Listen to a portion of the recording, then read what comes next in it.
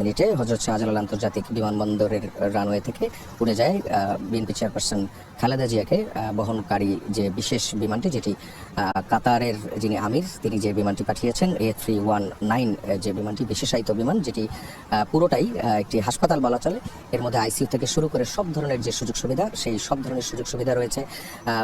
চেয়ারপারসনের সঙ্গে মোট 16 জন, তিনি সহ মোট 16 জন তারা এখন পথে আছেন এবং এই 16 জনের মধ্যে কিন্তু 7 জনই তারা ডাক্তার এবং তাদের মধ্যে খালেদা জিয়ার যিনি ব্যক্তিগত ডাক্তার তিনিও যেমন রয়েছেন। এছাড়া খালেদা জিয়ার কনিষ্ঠ পুত্র আরাফাত রহমান কোকো মরহুম, তার স্ত্রী তিনিও আছেন। একই সঙ্গে জাতীয় স্থায়ী কমিটির সদস্য তাবিত আউয়াল আছেন।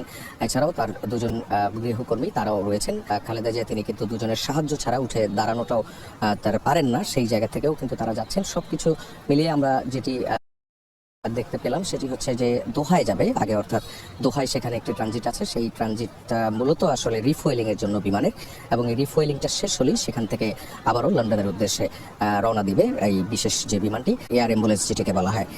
এখান থেকে দোহা যেতে, অর্থাৎ ঢাকা থেকে দোহা যেতে স্বাভাবিক যে সময় 6 ঘন্টা 15 মিনিট, 6.5 ঘন্টার মতো লাগে, এবং তারপর যে রিফুয়েলিং এর আনুষ্ঠানিকতাটা আছে সেটি শেষ করে আবারও যখন রওনা দিবে লন্ডনের হিথ্রো বিমানবন্দরে তিনি পৌঁছাবেন, সেক্ষেত্রে পৌঁছাতে সময় লাগে 7.5 ঘন্টার মতো। সবকিছু মিলে এই পুরোটা সময় তিনি কিন্তু এই এয়ার অ্যাম্বুলেন্সটিতেই থাকবেন এবং এই এয়ার অ্যাম্বুলেন্সে তার যাবতীয় যত চিকিৎসার প্রয়োজন আছে সেই সবগুলো প্রয়োজনের যে ব্যবস্থাপনা, সেই ব্যবস্থাপনাগুলো কিন্তু রয়েছে। সেখানে হিথ্রোতে পৌঁছানোর পর বিএনপির ভারপ্রাপ্ত চেয়ারম্যান এবং খালেদা জিয়ার বড় পুত্র তারেক রহমান এবং তার স্ত্রী জোবাইদা রহমান ডাক্তার, তিনি তাদেরকে সেখান থেকে রিসিভ করবেন। রিসিভ করে সেখান থেকে সরাসরি লন্ডন ক্লিনিকে তাকে নিয়ে যাওয়া হবে এবং সাথে সাথে চিকিৎসার যে আনুষ্ঠানিকতা সেগুলো কিন্তু শুরু হয়ে যাবে। খালেদা জিয়ার ঠিক রাত 8টা 10 মিনিটে গুলশানে তার যে বাসভবন ফিরোজা, সেখান থেকে তিনি রওনা দেন। পুরোটা পথ জুড়ে কিন্তু বিএনপি নেতা কর্মী সমর্থক মানুষজনের যে আবেগ, সেই আবেগটা কিন্তু দেখা গেছে।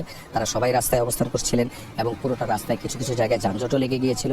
সবকিছু মিলিয়ে এয়ারপোর্ট পর্যন্ত পৌঁছাতে তার সময় কিন্তু লেগে গেছে লম্বা সময়, এবং এখানে এসে পৌঁছাচ্ছেন অর্থাৎ যে কার্গোর যে গেট আছে, 8 নম্বর গেট আছে, সেই 8 নম্বর গেট দিয়ে তিনি প্রবেশ করেছেন। তখন বাজে রাত 10টা 55 মিনিট, এবং 10টা 55 মিনিটে তিনি সেই কার্গোর গেট দিয়ে প্রবেশ করেন। এখান থেকে তিনি বিমানে ওঠেন এবং এর আগেই যে আনুষ্ঠানিকতাগুলো ছিল, অর্থাৎ যে আনুষ্ঠানিকতা, সেইগুলো কিন্তু আগেই শেষ করা হয়। তার সঙ্গে যে মোট সব মিলিয়ে যে 16 জনের যে প্রতিনিধি, যে সফর সঙ্গীরা তারা যাচ্ছেন, তাদের প্রত্যেকেরই কিন্তু বিশেষ ব্যবস্থাপনা ইমিগ্রেশন করা হয়েছে এবং এর আগে এটি কমপ্লিট করা হয়েছে। এবং আমরা যতটুকু জেনেছি তাদের যে বায়োমেট্রিক গ্রহণ সেগুলো সেখান থেকে শেষ করা হয়েছে। খালেদা জিয়াকে বিদায় জানানোর জন্য বিএনপির মহাসচিব সহ সিনিয়র যে নেতাকর্মীরা, জ্যেষ্ঠ নেতাকর্মীরা, তারা সবাই কিন্তু বিমানবন্দরের যে ভিআইপি টার্মিনাল, আমরা যেটি দেখছি ভিআইপি লাউঞ্জ, সেখানে কিন্তু তারা অবস্থান করেছেন এবং তাদের সঙ্গেও যে শেষ দেখা বিদায়ের আগে সেটি কিন্তু তাদের হয়েছে। এবং সব মিলিয়ে বিএনপি নেতাকর্মী থেকে শুরু করে সমর্থকরা যারা আছেন তারা সবাই কিন্তু এখানটাতে তারা সবার কাছেই দোয়া চেয়েছেন, দেশবাসীর কাছেও দোয়া চেয়েছেন, সবার কাছে দোয়া চেয়েছেন খালেদা জিয়া যেন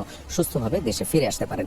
পুরোটা পথের মধ্যে যেমন মানুষজনের অবস্থান ছিল, কিন্তু বিমানবন্দরের যে মূল যে সড়কটি, অর্থাৎ মূল সড়ক থেকে বিমানবন্দরে প্রবেশ করা 8 নম্বর গেট পর্যন্ত এই যে প্রবেশ পথটি, এই প্রবেশ পথটি জুড়েই কিন্তু নেতাকর্মীদের কাছে সেখানে দাঁড়াতে দেওয়া হয়নি। সেখানে আইন শৃঙ্খলা রক্ষাকারী বাহিনীর বিপুল সংখ্যক সদস্য তারা সেখানে অবস্থান নেন এবং আমরা দেখেছি যে বিকেল থেকে মূলত যেটি চোখে পড়েছে সেটি হচ্ছে 6টি সংস্থা, বিমান বাহিনী, বাংলাদেশ সেনাবাহিনী, এপিবিএন যেমন আছে, এয়ারপোর্ট আর্ম পুলিশ ব্যাটালিয়নের যে সদস্যরা রয়েছেন, এছাড়া রানওয়ের যে নিরাপত্তা নিয়ন্ত্রণ করেন এবং এভিয়েশনের নিরাপত্তার দায়িত্বে যারা থাকেন তাদের প্রত্যেকে যেমন ছিলেন, আনসারের সদস্যরাও ছিলেন, সবাই মিলে কিন্তু এখানকার যে নিরাপত্তা, সেই নিরাপত্তাটি তারা এখান থেকে বিধান করেছেন। এবং গতকালই কিন্তু যে বিশেষ যে রয়্যাল এয়ার অ্যাম্বুলেন্সটি এটি ঢাকায় এসে পৌঁছায় এবং সেই গতকাল রাত থেকে কিন্তু সেটিকেও পাহারা দিয়ে রাখা হয়েছে এবং পুরো রানওয়ের যে পাহারার ব্যবস্থা, সেই পাহারাগুলো কিন্তু সবকিছু ঠিকঠাকই ছিল আমরা এখন পর্যন্ত যতটুকু জানতে পেরেছি। এটা একটা লম্বা সময়কার ঘটনা, অর্থাৎ আমরা এখানেও দেখছিলাম যে আজ বিএনপির সিনিয়র নেতারাও কিন্তু বলেছেন এর আগের সরকারের সময় লম্বা সময় 18 বার তাকে এই চেষ্টাটা করা হয়েছিল তাকে উন্নত চিকিৎসার জন্য বিদেশে নিয়ে যাওয়ার।